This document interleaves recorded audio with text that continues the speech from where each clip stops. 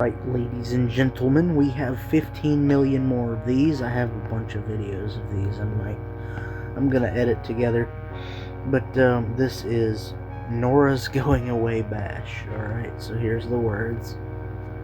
Fat Zimbabwe vipers, windshield wipers, ugly, stinky, hairy bush, queef, punch, fudge, El Reno, rotating tornado, horrifying, I come blood, horny, gay, squirt, lazy, deranged, fucking, nosy, Alberta penises. Alright, let's go mad.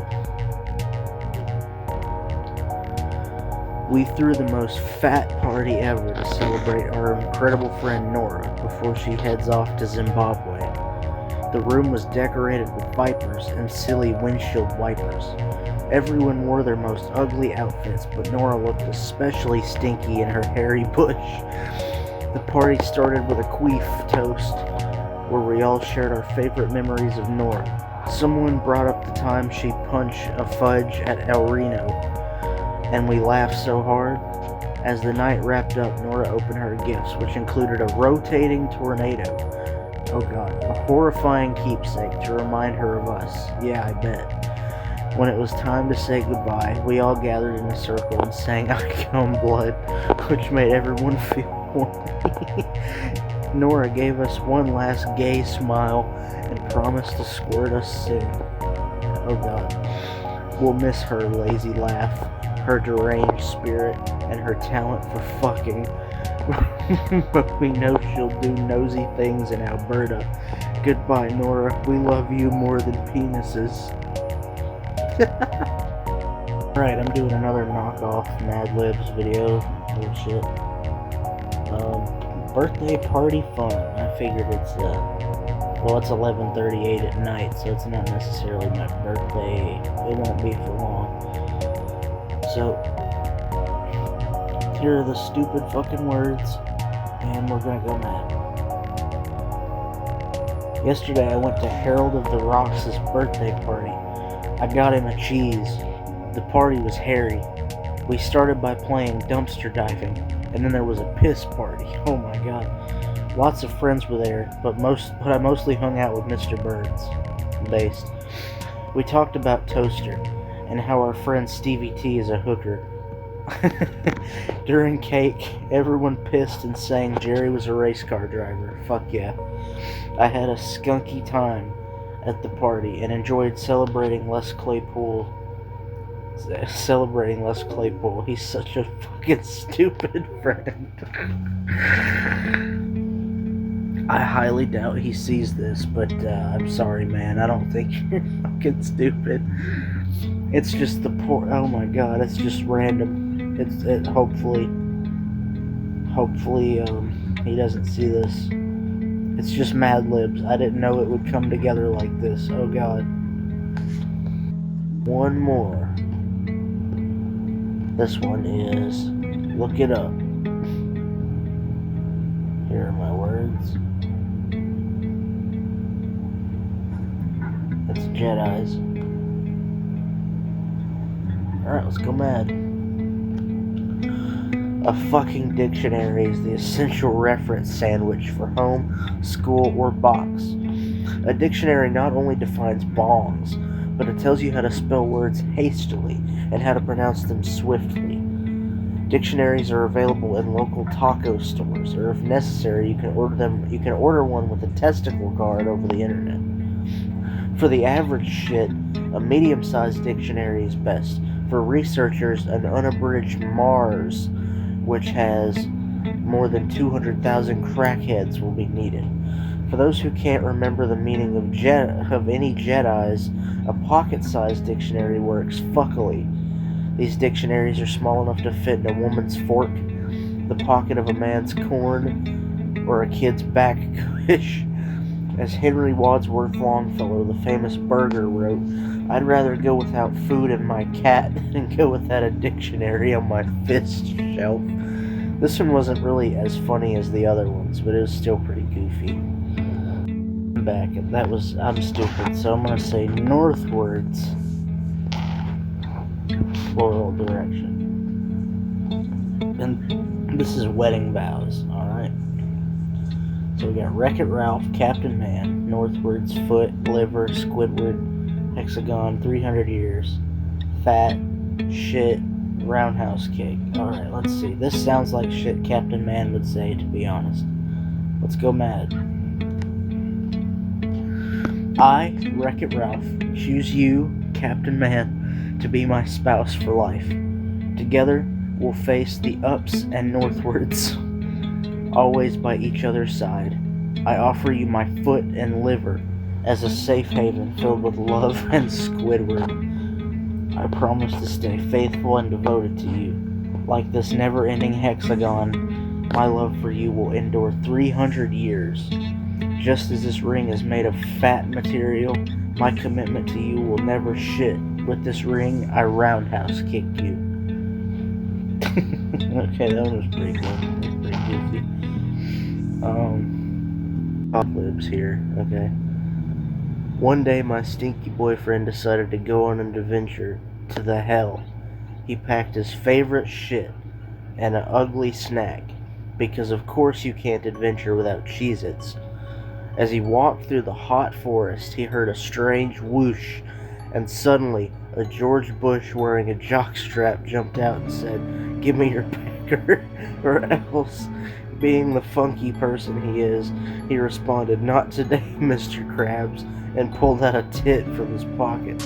The giraffe was so surprised that it fucked away, leaving behind a treasure chest filled with men. He opened it and found a map leading to a hairy secret North Korea. Without hesitation, he hopped into a Chevy S10 and raced off. When he got there, he discovered a rusty ass waiting for him. It said, "Congratulations, you're the gayest adventurer ever." My boyfriend returned home feeling horny and couldn't wait to tell me about his wild day. He ended the night by eating Kit Kats and watching his favorite Henry Danger. The end. What the fuck, dude? More of these. One sunny, disgusting afternoon, the big day finally arrived. The fat couple, dressed in magenta and brown, stood at the end of the penis as their family and friends cheered. The ceremony was filled with fear as the I don't know what the word is. Officiant declared, "I now pronounce you cheese and blood." The couple sealed the deal with an eerie kiss that made everyone fucking delight.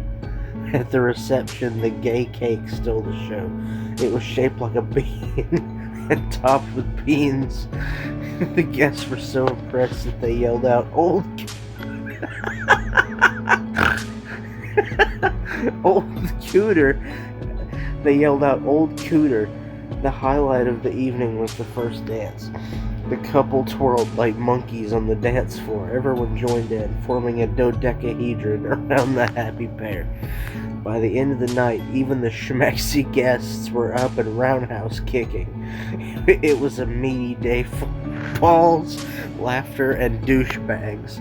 As the couple left for their lanky honeymoon, everyone waved their corn dogs.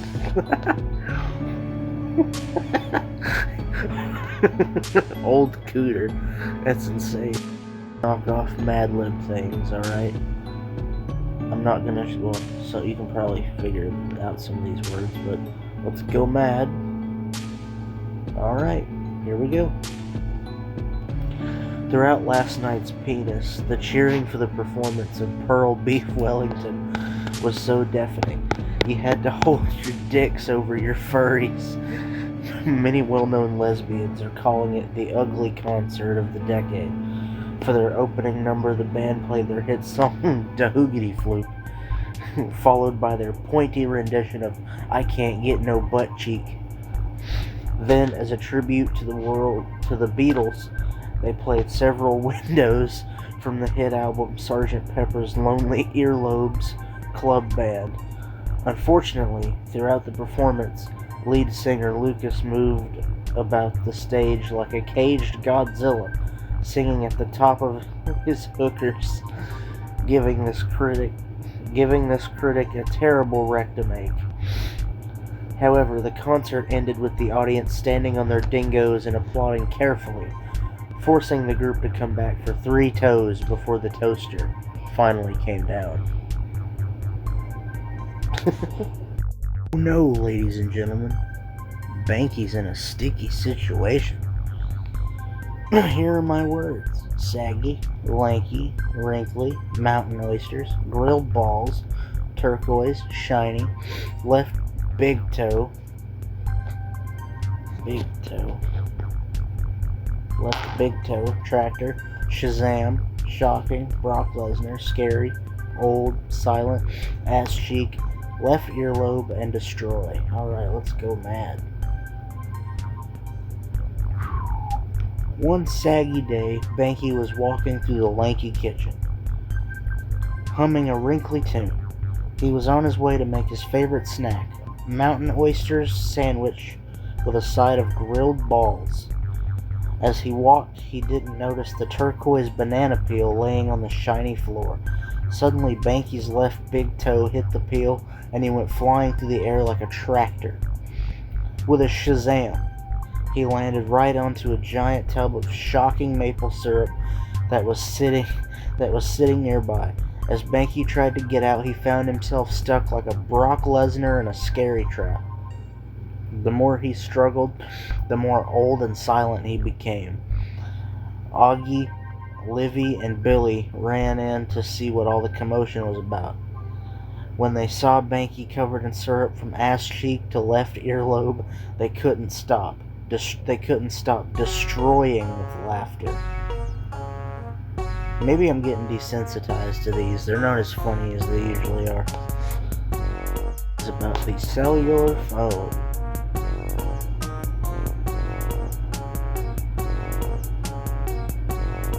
These are my words.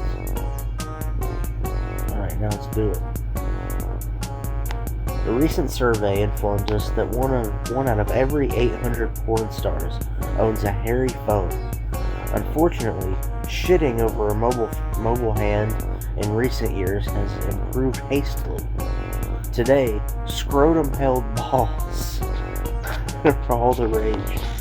In restaurants, you find many tacos talking gingerly into their filthy phones as they eat their PP 666.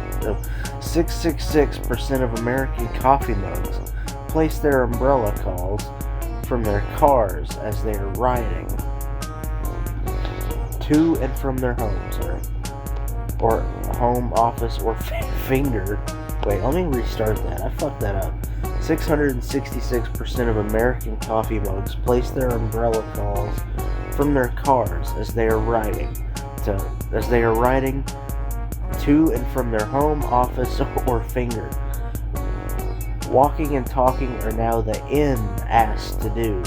Over 0.001% of Americans walk our sickening streets with a handheld crack houses pressed against their penis. Damn, that one was kind of dumb. It baffled me.